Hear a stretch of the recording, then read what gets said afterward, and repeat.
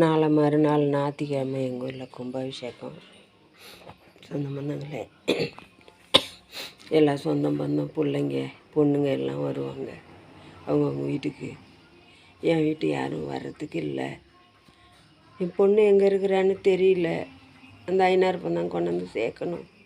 சொந்த பந்தங்களே நானும் எவ்வளோ முயற்சி பண்ணி பார்க்குறேன். எனக்கு ஒன்றும் தெரியல அவள் இருக்கிற இடம்.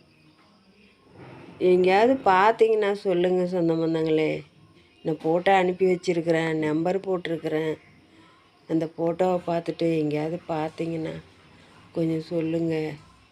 ரொம்ப கஷ்டப்படுறேன் நான். அவள் இல்லாமல் ரொம்ப வேதனை அனுபவிக்கிறேன். என் பேர பிள்ளைங்களையும் பார்க்க முடியல, அவளையும் பார்க்க முடியல.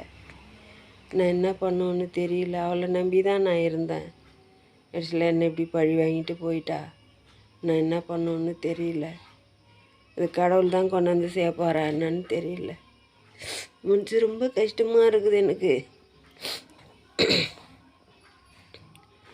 கடவுள் மனுஷ ரூபத்தில் தான் உதவி பண்ணுவாருன்னு சொல்லுவாங்க சொந்த பந்தங்களே. அந்த கடவுள் மனுஷ ரூபத்தில் யாராவது பார்த்துட்டு இட்டு வந்து விட்டாங்கன்னா நல்லாயிருக்கும். கடவுளை தான் நம்புகிறேன் நான். பாய்.